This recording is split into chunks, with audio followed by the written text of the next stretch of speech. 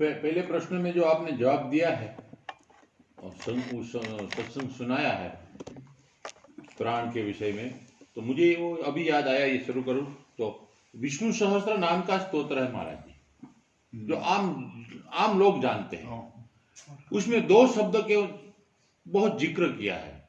यदि उसकी व्याख्या साधु संतों ने करी है विष्णु सहस्त्र की, शंकराचार्य महाराज ने खास व्याख्या करी है विष्णु सहस्त्र स्तोत्र, उसमें 2 शब्द का सबसे ज्यादा लिखा है, एक माधव और एक प्राण जीवन। कई बार प्राण जीवन शब्द का प्रयोग किया है, कहीं कहीं प्राण भूत प्राण जीवन प्राण जीवन प्राण जीवन कई बार लिखा है। विष्णु सहस्त्र स्तोत्र में शंकराचार्य महाराज की टीका पढ़ोगे 2 शब्द का सबसे ज्यादा जिक्र किया है, एक माधव और एक प्राण जीवन। आप नोट करना। बहुत स्वामी जी ने आज बाद में कल बोलेंगे, आज थोड़ा पढ़ ले, 5 मिनट बाकी है, क्योंकि आधार कोई होना चाहिए हमारा, कल सोचने के लिए, कोई प्रश्न के लिए कोई आधार हो ना तो मजा आती है।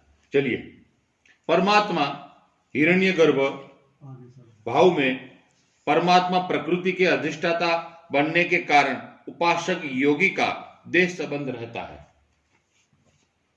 इसे एक प्रकार से मनोमय देह कहा जाता है।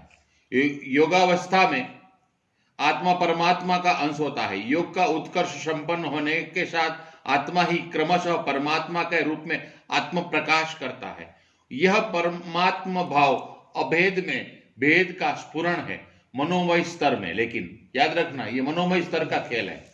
आत्मा भले ही परमात्मा का अंश हो, पर उसे भिन्नांश माना जाता है। जब योग का पूर्ण विकास हो जाता है, तब आत्मा का योग मार्ग में पूर्ण विकास होता है और तब आत्मा परमात्मा के रूप में दिखाई देता है। यह देहाधिष्ठित अवस्था है, ब्रह्म भाव की तरह विदेह अवस्था नहीं है। यह मनोमय राज्य का खेल है। एक बात समझना, यहाँ ये 3 अलग अलग नाम इन्होंने दिए थे कल। एक ब्रह्म, एक परमात्मा और एक भगवान। अब ये 3 अलग अलग रूप भी हैं इसके। जब ब्रह्म बोला जाता है तो वो ज्ञान का विषय होता है और वो व्यापक सत्ता जो आकाशवत है, उसको व्योमवत बोलते हैं। व्योमवत व्याप्य सब जगह है, वो ब्रह्म कहलाता है। बृहत, ब्रह्म का मतलब है बृहत, कोई व्यक्ति नहीं है, किसी प्रकार की कोई वस्तु नहीं है, कोई चीज वगैरह नहीं है। वो व्यापक तत्व जो है चैतन्य का स्वरूप, वो ब्रह्म कहलाता है। फिर दूसरा है परमात्मा, ये योग का विषय है। इसमें जो जीव है, हम हैं, जो व्यक्ति है, जो वो आत्मा है। योग ने जीव शब्द को स्वीकार किया हुआ है। वेदांत जीव को स्वीकार नहीं करता है, वो कहता है ब्रह्म ही है एकमात्र, जीव नाम की कोई सत्ता है नहीं।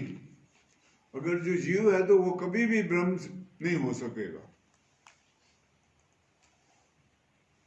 लेकिन योग स्वीकार करता है जीव, आत्मा धीरे धीरे धीरे धीरे धीरे योग के द्वारा परमात्मा तत्व को प्राप्त करता है, परमात्मा को प्राप्त करता है। लेकिन वो देहातीत है अवस्था, ऐसा बताया है, ब्रह्म का ही रूप है वो।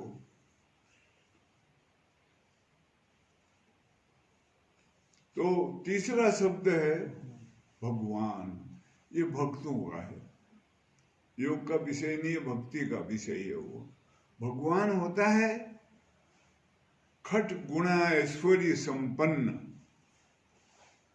6 गुण होते हैं उसमें। प्रथम ज्ञान है,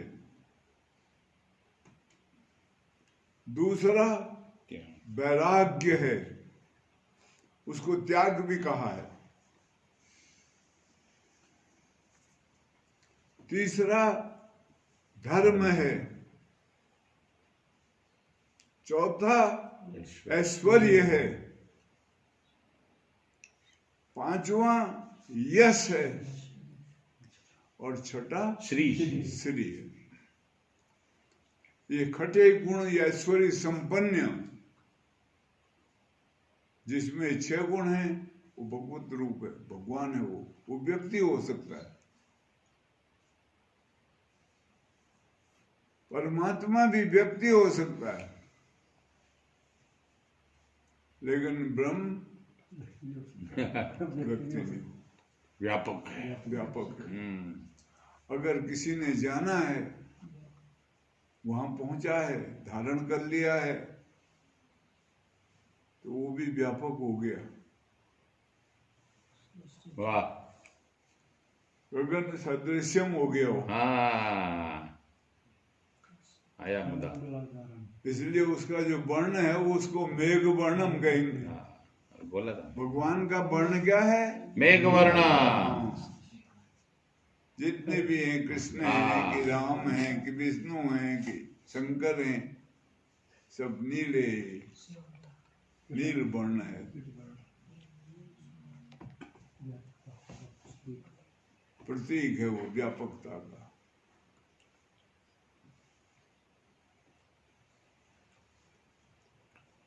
तो इसलिए यहाँ ये तीनों की विचारधारा को समझना है। जो भक्त है उसको कोई आधार चाहिए, आधार के बगैर वो किसकी भक्ति करे? निर्गुण की भक्ति हो नहीं सकती,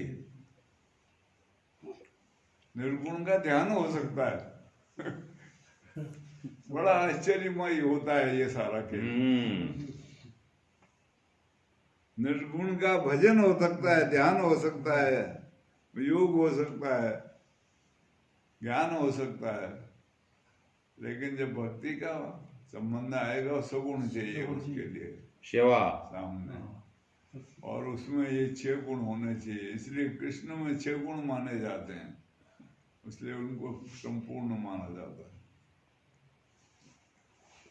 6 के 6 गुण उनके अंदर है। उन्होंने कितने राज जीते, लेकिन अपना कोई नहीं बनाया, सब वहीं वालों को, जरासंध को बिठा दिया, उसके बेटे को, रुक्म को बिठा दिया वहां, रुक्म को जहां जहां जीते उनके बेटे या जो भी वारिस थे उनको बिठा दिए, अपने पास नहीं रखा, अपना अलग बनाया बहुत दूर समुद्र के अंदर। उनका राज समुद्र के अंदर है, बेट में। मैं रहा हूँ। फिर वो द्वारकाधीश का है।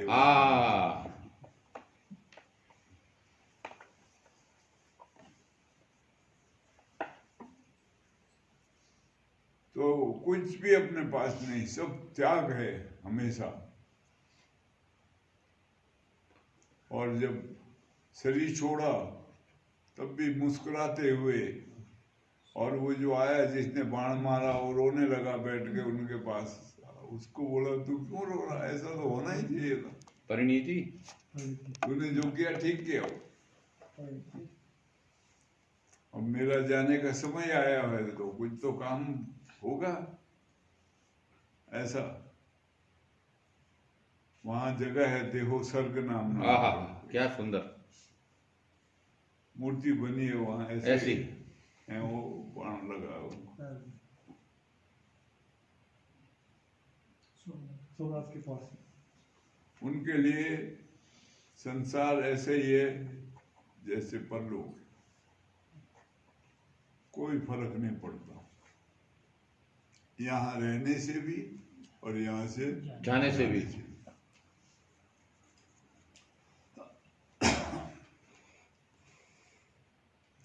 वो अवस्था है खड़े गुण ऐश्वर्य का। इसके यश फैला हुआ है उनका चारों तरफ।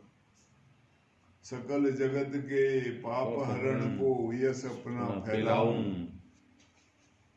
कूदो तो हे ब्रह्म ज्ञान समझाऊं, ऐसा ज्ञान तेरे मन का भरम मिटाऊं।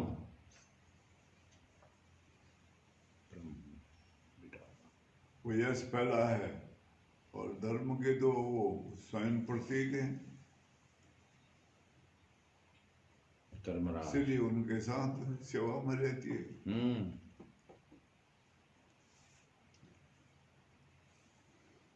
बोलो सच्चिदानंद भगवान की जय। श्री सद्गुरु।